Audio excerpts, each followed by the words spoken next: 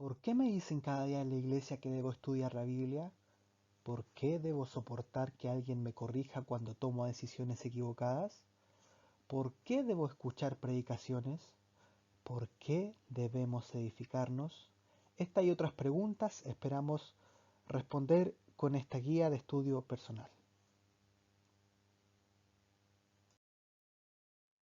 Hola a cada uno de mis hermanos de la Iglesia Bautista Misionera de San Joaquín. Les recordamos que ya hemos estado estudiando la filosofía ministerial.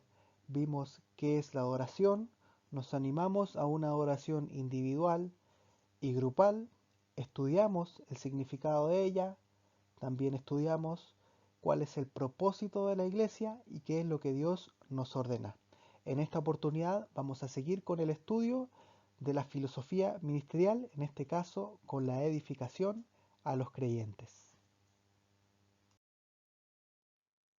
Breve paréntesis antes de continuar.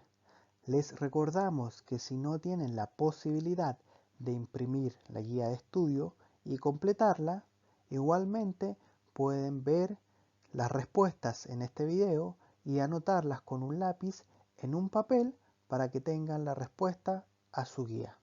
Ahora sí, continuamos con el estudio de edificación a los creyentes. 1. Recordemos, es Dios quien ordena a los creyentes a, según Mateo 28:20, Tito 2:1, Efesios 4 del 11 al 16 y Efesios 2 del 19 al 22, nos llama a enseñar y guardar la palabra de Dios.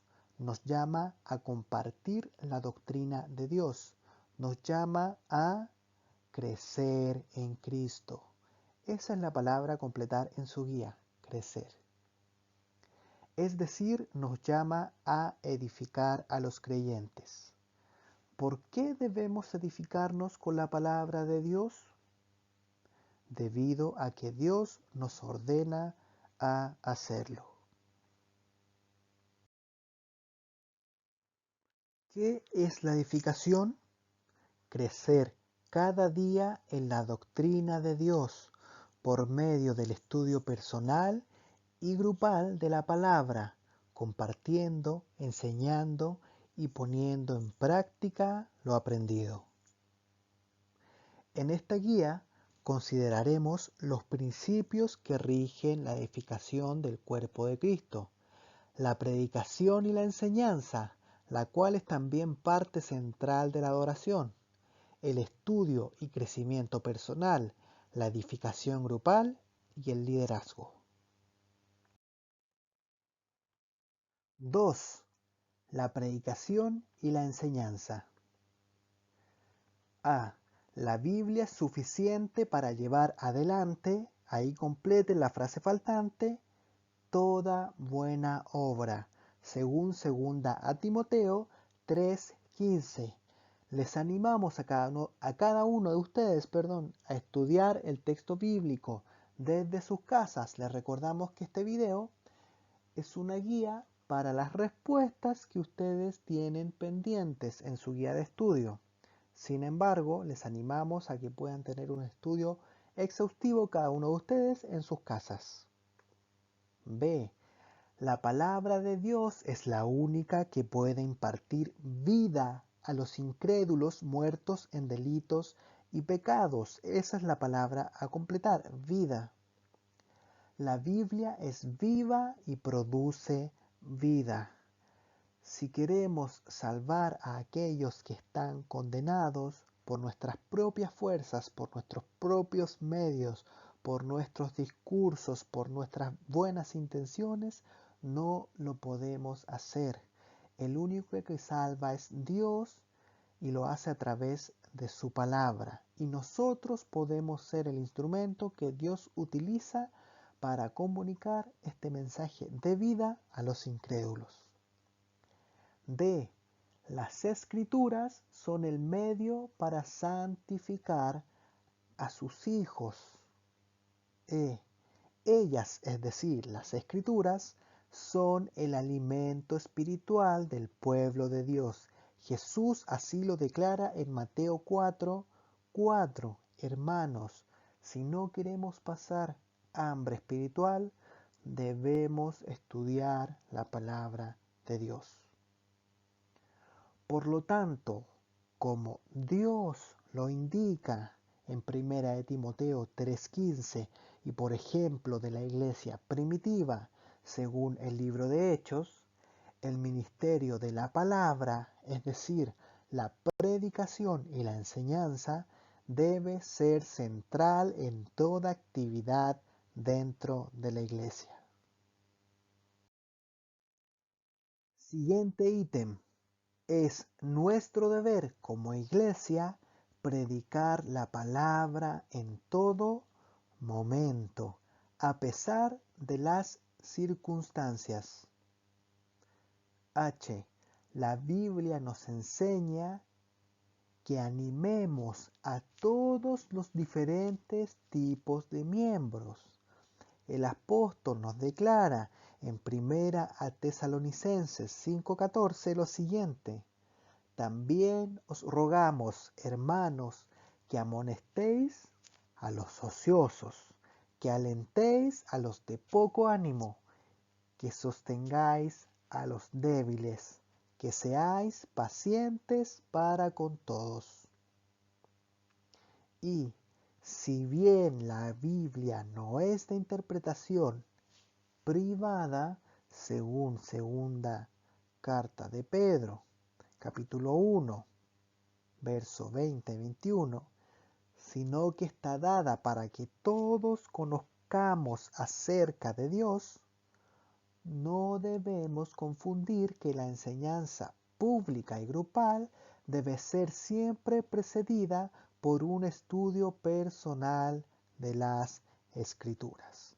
Y esto nos lleva al punto número 3. 3. El estudio y crecimiento personal. Antes de todo, debemos tener claro que el estudio personal bíblico nunca es solitario. Un ejemplo claro de esto lo podemos ver con Timoteo, ya que si bien vemos que el apóstol Pablo lo anima a la lectura, esa es la palabra completar, y a cuidarse de sí mismo y perseverar en la doctrina, segunda palabra completar, es el mismo Pablo quien lo está animando y le da instrucciones e incluso le pide compartir personalmente con él pronto. Además, la Biblia nos ordena a seguir la instrucción de nuestros líderes y obedecer a los pastores. Por lo tanto, tener a alguien en nuestra congregación que nos pueda animar, exhortar y guiar en nuestro estudio personal es un mandato bíblico. B. El estudio personal exhaustivo nos libera ¿de qué? De malas interpretaciones que creemos correctas. C. El estudio de la Biblia me indica cómo presentar defensa del Evangelio. D. Me previene de decisiones que no me convienen y de hacer lo incorrecto. Hermanos, si usted quiere hacer lo correcto ante los ojos de Dios, debe guiarse por su palabra. E. El estudio personal es la manera de saber la voluntad de Dios. Me enseña cómo vivir en este mundo y cómo conducirme en la iglesia. Sin la guía de Dios a través de la palabra, caminaremos en oscuridad. Lámpara es a mis pies tu palabra y lumbrera a mi camino, dice el Salmo 119, 105. F. Podemos ver en los evangelios que se nos anima a estudiar, pero también a poner en práctica su palabra, siendo ejemplo de los demás, con letra C ahí completen, creyentes. No de cualquier persona, sino siendo ejemplo de los creyentes, compartiendo lo aprendido con los otros.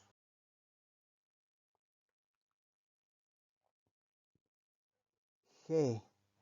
Como parte del crecimiento personal, la Biblia nos anima a rendir cuentas no solo a Dios y a nosotros mismos, sino también ahí la frase a completar, nos anima a rendir cuentas a otros creyentes, según Santiago 5:16, Efesios 5:21 y Hebreos 13:17.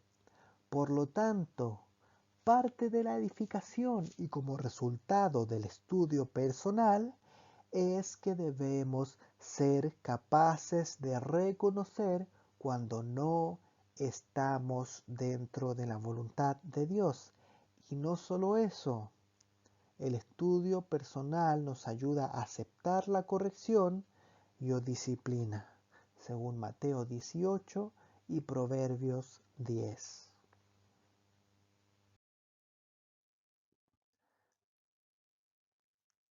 Ya habiendo repasado el estudio personal, es que ahora continuamos con la edificación grupal. Cada iglesia local es la institución que Dios ha dejado en este mundo para la edificación de los creyentes. Dios nos llama a permanecer siempre activos en el ánimo y edificación unos con otros, según Primera a Tesalonicenses 5 del 6 al 11. B. Las tres palabras a completar en su guía es redarguir, reprender y exhortar. Es un mandato bíblico según segunda carta a Timoteo, capítulo 4, verso 2. C. Siempre procurando no cambiar ni agregar a la doctrina, la enseñanza grupal debe ser un lenguaje que todos los creyentes entiendan.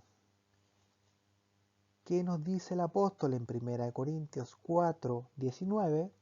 Pero en la iglesia prefiero hablar 5 palabras con mi entendimiento para enseñar también a otros que 10.000 palabras en lengua desconocida. Hermanos, cuando prediquemos, cuando enseñemos a la congregación, procuremos que el lenguaje a utilizar sea un lenguaje apto para todos. Y debemos entender que es el deber de la iglesia no quedarse callada frente al pecado de los hermanos y exhortarles primero de forma privada y luego de forma pública. Debemos practicar la disciplina eclesiástica, tal como enseña Jesús en Mateo capítulo 18, versos 15 al 17.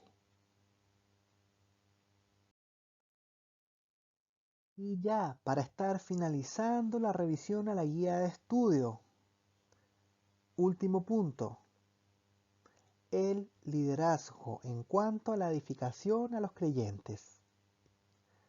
En la iglesia local, el Nuevo Testamento identifica 2 oficiales para el liderazgo.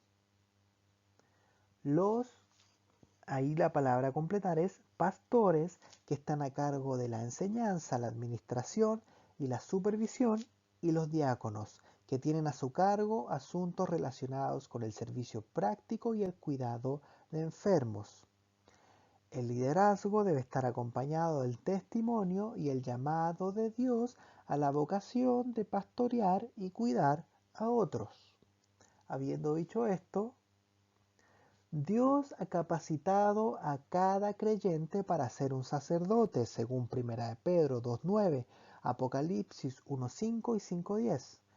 Eso implica que cada creyente debe realizar algún ministerio.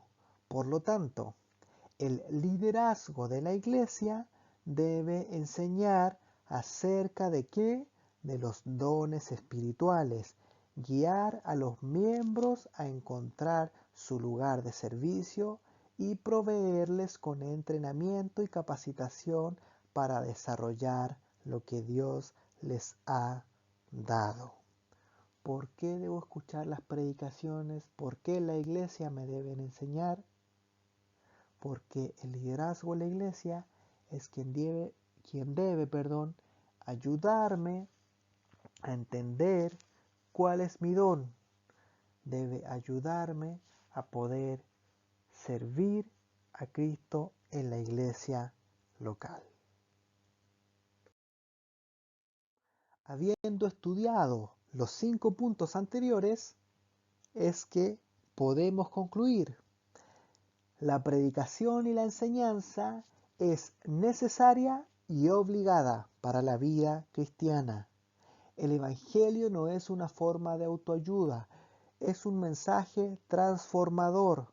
Da vida a los incrédulos que están muertos en delitos y pecados y nos transforma a diario a cada uno de los creyentes. Es nuestro deber estudiar y predicar la palabra a tiempo y fuera de tiempo, es decir, predicar siempre. No hay excusas. A pesar de los medios que tengamos disponibles, debemos cumplir con el mandato de Dios.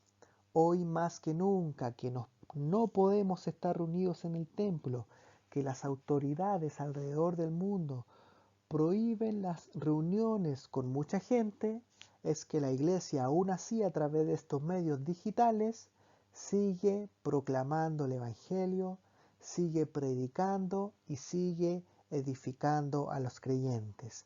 Les animamos a cada uno de ustedes a que cuando no podamos reunirnos por casos como los que estamos viviendo en estos tiempos, es que aún así tenemos la posibilidad de seguir escuchando y estudiando la palabra de Dios. Les animamos a seguir escuchando los audios, a seguir viendo estos videos, a seguir estudiando de forma personal en sus casas. Saludos a cada uno de ustedes y les animo a la próxima semana a estar atentos a nuestra nueva clase de la escuela dominical online.